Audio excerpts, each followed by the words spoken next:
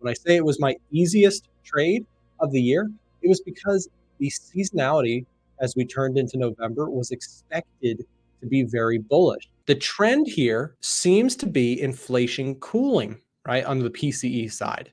So markets will be looking for that to continue. And if that continues, the dollar likely continues to be weak. So the 4-hour chart here has two setups right off the bat, in my opinion here.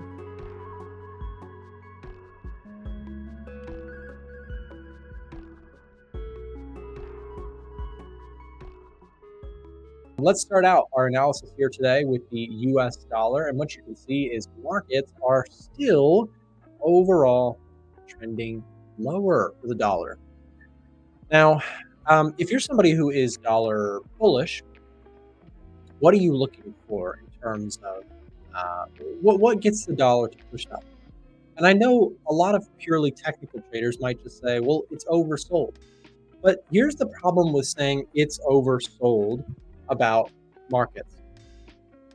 Markets do not move purely based on price action. Now, can something become technically overbought and just have a retracement or a pullback? Sure, it can.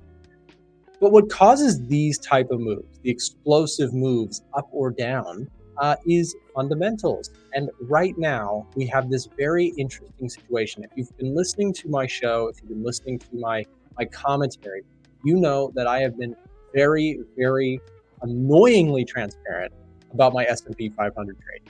I can feel the Nick, can you shut up about that trade effect in the room. But it has been a really good one overall. And I want to be clear, I take credit when I'm wrong, but I think that we've been pretty right about the end of this year.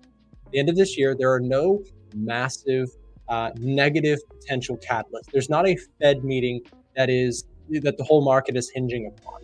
Right now, markets seem to be expecting, hey, the economy is going to hang in there. The consumer's not dying. Hey, Black Friday was actually a pretty reasonably healthy turnout in terms of retail, in terms of shopping volume from the consumers.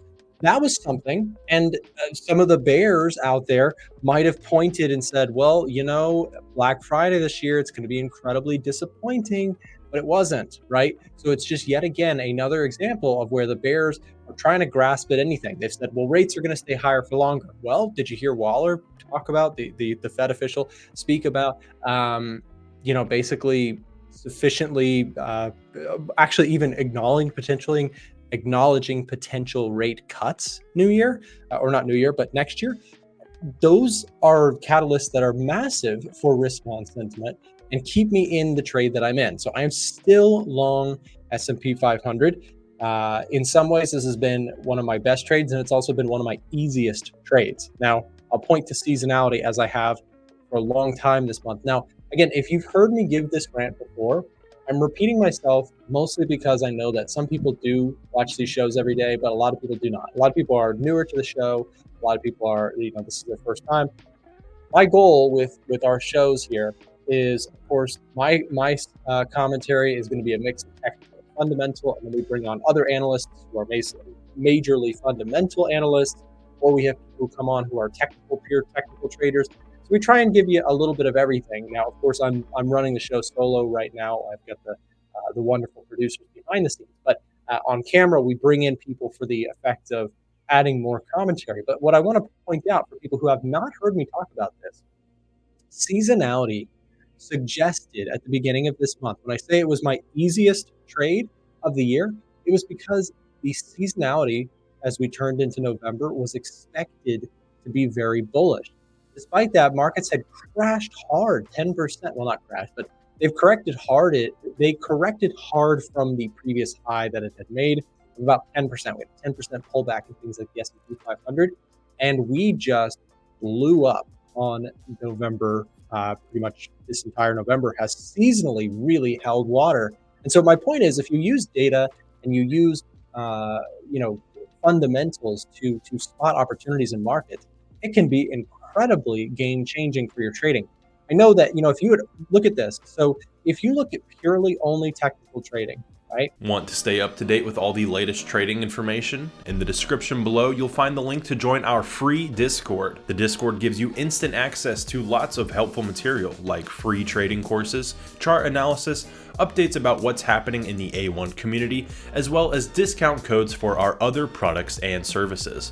The best part, all of this and more is 100% free. So go down in the description below this video and check it out for yourself. If you're interested in upgrading to the full VIP Discord featuring our team of expert traders signals, you can use the live chat link in the description to get connected with one of our team members in seconds. So don't wait, go check out the free Discord today. Then this was a downtrend that seemed like it was never ending, right? But on November 1st, we really got bullish because of fundamentals pointing towards, well, seasonal trends look good, fourth quarter. Also, by the way, it's, as James pointed out in our one of our recent News Now segments, he pointed out that it's the end of a presidential term here in the United States. And what does a president want to do when they try and get elected again? They want to have good metrics to point at. Hey, look at what we did, right? If you're a president, it doesn't matter. I'm not trying to get political there. I'm saying I don't care if you're Republican, Democrat, or independent. It doesn't matter. If you were the standing president, you want to be able to point at things that you had done well. And nobody, as the president, wants the stock market to crash in their hands, because that destroys 401ks. It destroys voters. And I'm not just talking about for the wealthy people. I'm talking about for the average American or citizen, wherever you are, right? Nobody wants their stock market to crash on their hands. It looks horrible. So we've seen this really strong rally at the very end of a presidential term. Combine that with seasonal expectancy. This is why fundamentals, in my opinion, trump technicals. Technicals are helpful. Don't get me wrong. They're great for ins and outs and resources to manage risk. Don't get me wrong. I'm absolutely a technician in my trading as well. But I do love the fundamentals for a very important reason, right? They help to spot the game-changing moves in the markets. And that, to me, is really important to point out. So I know I've talked about this trade at length many times, but for the newer traders, this is a trade that we caught on camera from the beginning, on stream, talked about this all month long.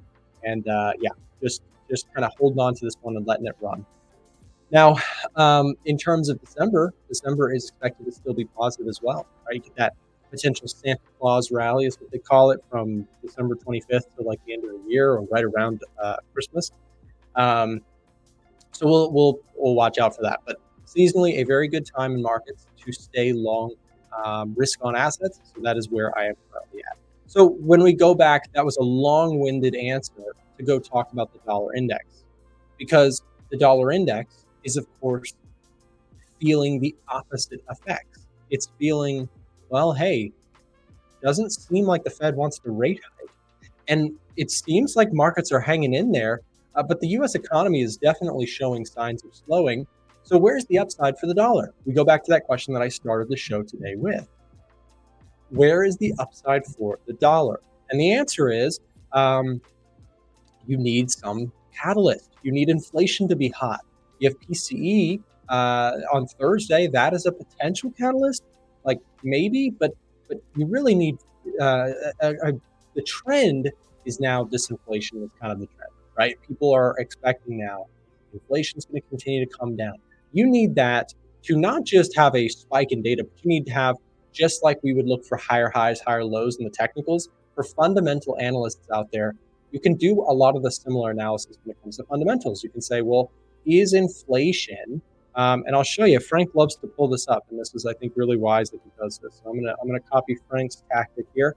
Let's go look at, well, let's just say, since we're looking at PCE, we can go to PCE, and let's look at the graph, okay?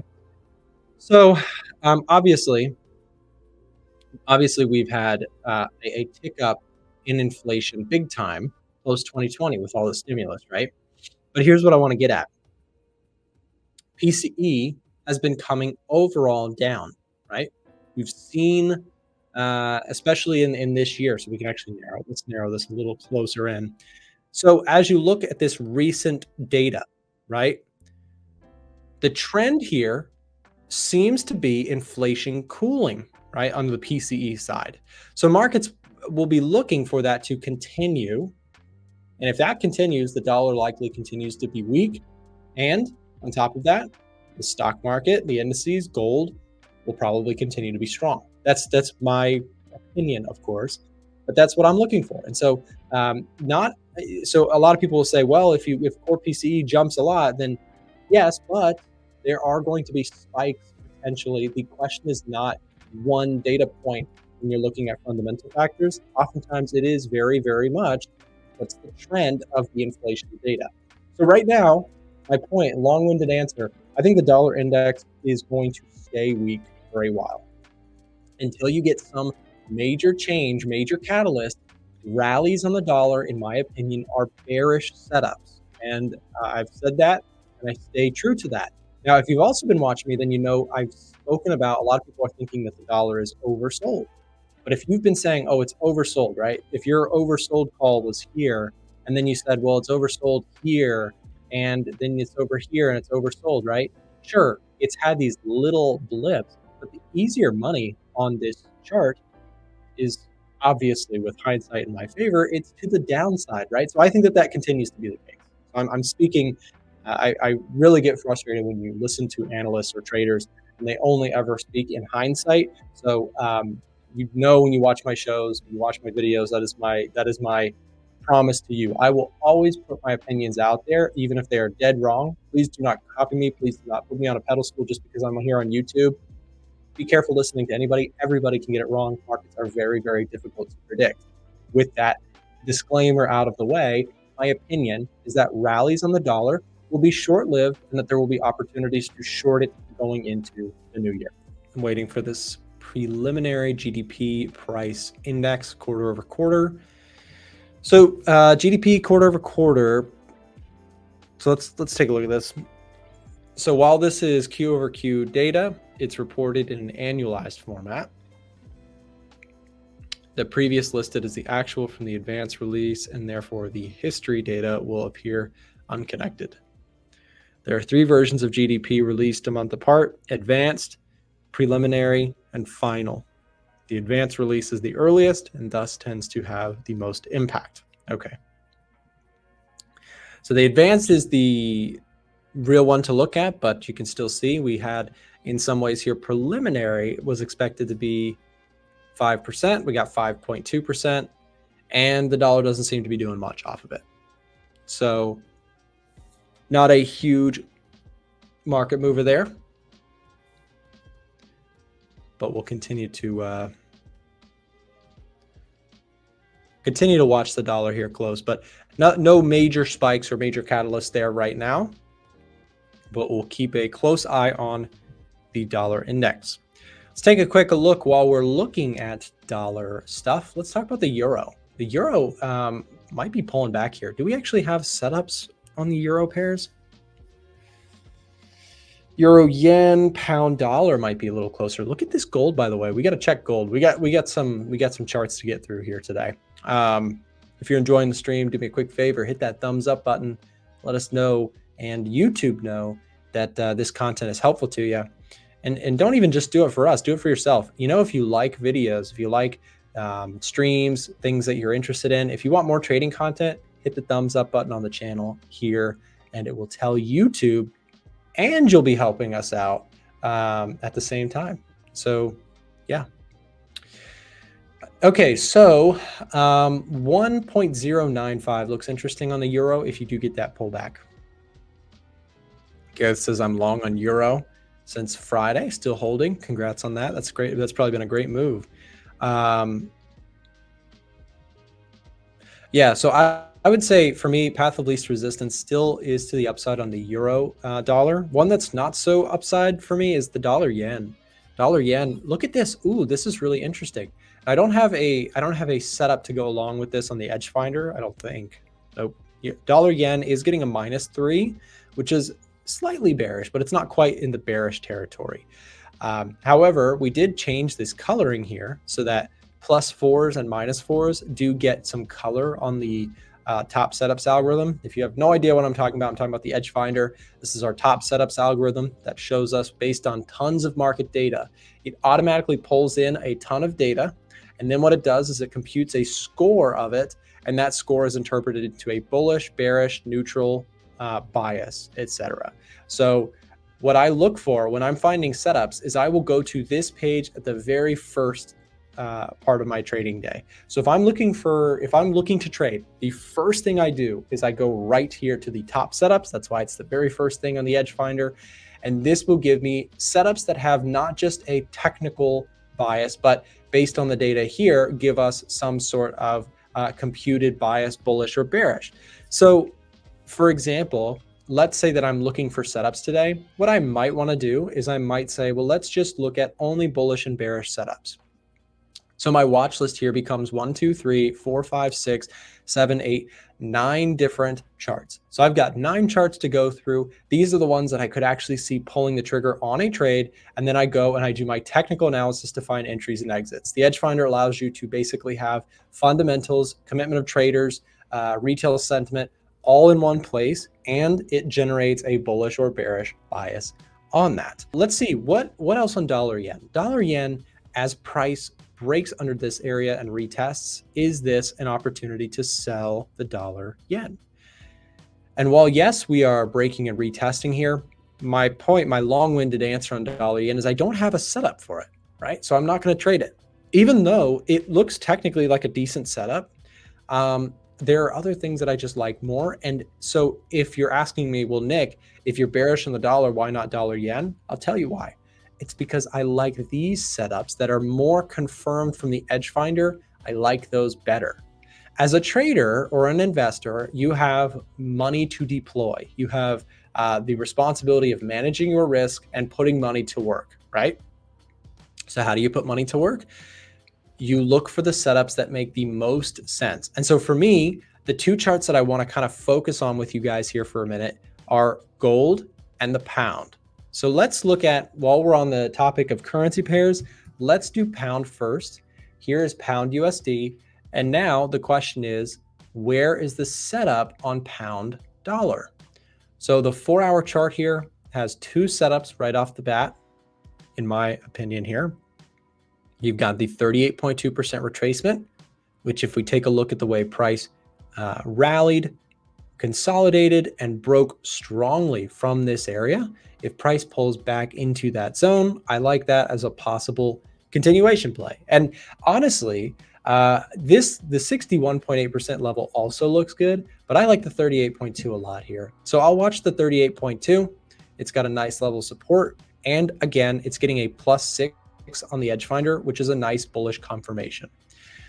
So pound USD +6, I like it there. Now let's go to gold here. While we're on the subject of looking for Edge Finder setups, we'll look for where's the pullback on gold. And I think that gold has been really hot, but it's probably due for a retracement. And I say probably because it's not required to pull back.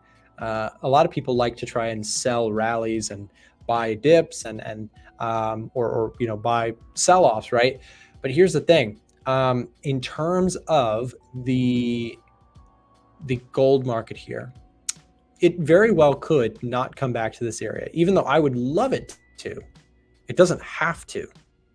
So it might shoot to the upside before it even gets there.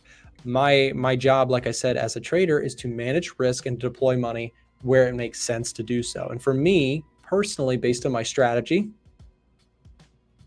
a pullback to like 2015, 2020, somewhere in that region would be a reasonable risk to reward trade.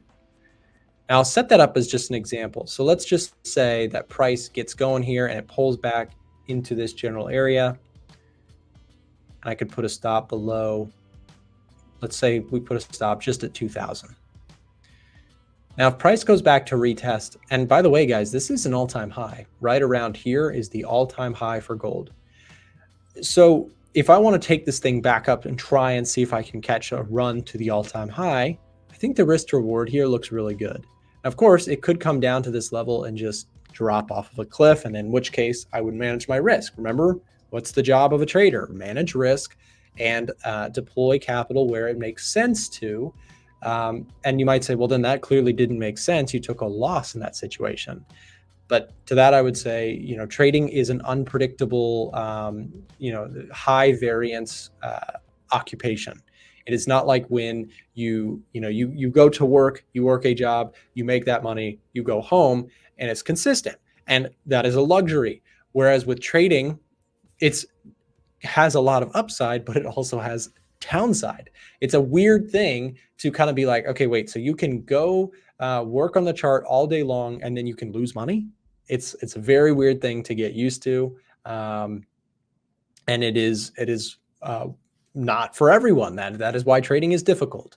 So, for me, it's like, okay, I take that trade if it sets up, and I acknowledge that I could put in the work here and take a loss, but I also could put in the work here and be rewarded very nicely. So it's one of those things.